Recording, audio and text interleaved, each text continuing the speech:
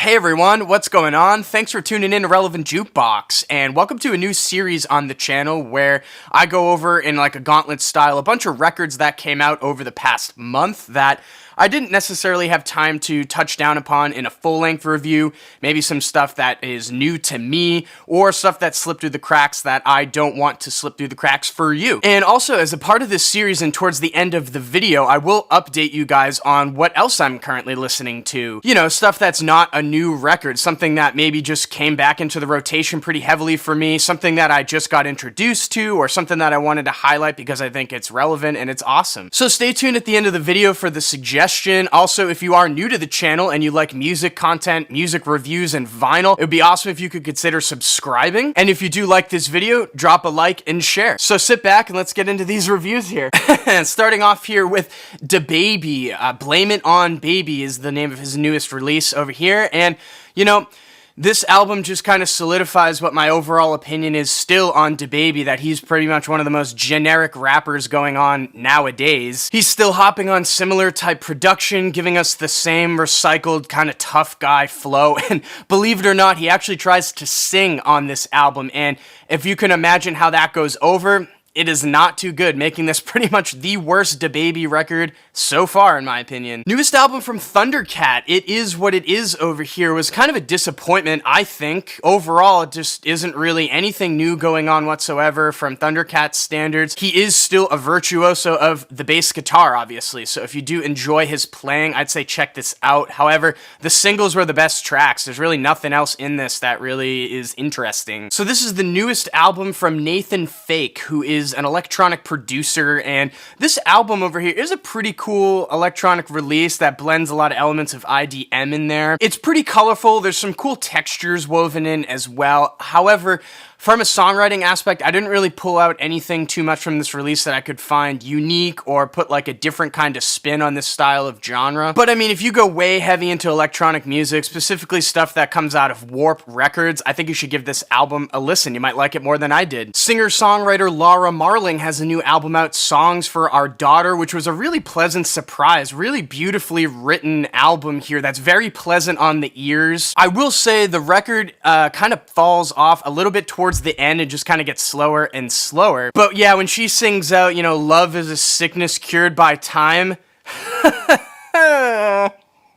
Newest album from Westside Gunn, Pray for Paris, is yet another gritty New York hip-hop release coming out of Griselda Records. However, this was not one of the better ones in my opinion. I think the production is pretty stale and linear on here at this point. They're kind of beating a dead horse with this style. Way too many do ad-libs on this thing. And also, Westside Gunn himself sounds very awkward. The sound of his voice is like a Hey Arnold character, like he's that guy that leads the 5th graders Wolfgang. So there's a new mixtape out from the indie house DJ Yaeji, What We Drew, and I thought it was okay, I guess if you're into like dance music. I did enjoy the first single that was released, but the rest of this album here, she does a lot of experimenting with her vocals that just sound horrendous, and also overall, Yaeji's music has this very mundane, kind of subdued energy to it, and for like dance music, I mean, you kind of need to have a little pep in your step in my opinion, because it's like, I'm listening to this record, I'm like, okay, do I just dance a little bit, or I just sit here and pout? Experimental metal weirdos, Oranssi Pazuzu has a new album out that I just cannot pronounce the name of. I think overall, this album's really cool. You're still getting that really strange, alien-like vocal delivery from the vocalist, like he's that little dude that lives in the guy's head in Men in Black, and they've actually layered in a lot more synthetic and electronic elements in here that make the album a little bit more flavorful and interesting. So I mean, if you've been listening to this band in the past, I think you'll enjoy this record. I don't know if I could say it's the best one yet, but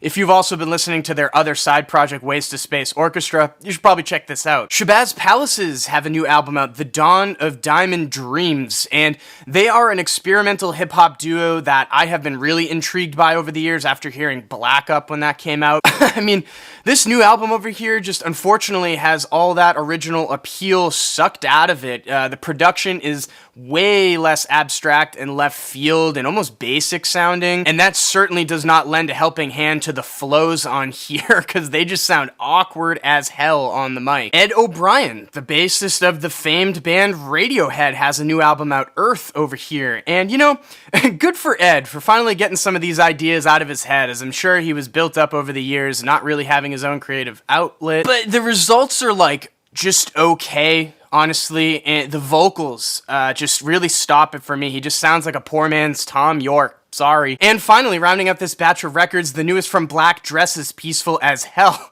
which I love the irony in the name of the album, because this whole album and Black Dresses in general are anything but peaceful as hell sounding. However, this was not my favorite one, unfortunately, from the duo. They do bring in a lot more influences into the fold from alternative rock from like the 90s and stuff like that, but the songwriting is just a little bloated and long-winded. Also, the vocals are a lot more tame than what you're accustomed to from older Black Dresses releases, which I don't know, which makes the intensity a little bit flattened. Also, there aren't really as many standout hooks on this release. And for this month's update album, I have Skimask's Compro, which is a really cool, cold, isolated, melty IDM release that came out in 2018. Now, obviously, I never got the chance to review this through YouTube, and it's just an album that I've circled back through recently while in quarantine because I've had a lot of extra time on my hands. But the whole album itself, very thought-provoking. A lot of ideas can be sparked while you're listening to this. A lot of the sound palettes are really cool, and there's some endearing melodies that are woven in that kind of just sneak up on you. So, I mean, if you've been a huge fan of like Burial and you had not heard this Ski Mask album yet, I definitely think you should check out this Ski Mask album. You are definitely going to dig it. So that's going to do it for this month's batch of records that I wanted to touch upon that I didn't get to do in a formal review. Let me know in the comments down below what you thought about this, if there's anything you'd want me to do different or anything you'd want more of going forward in the future. And as always, thank you for watching. Make sure to like and share, and if you want more content from me, hit that subscribe button. Peace.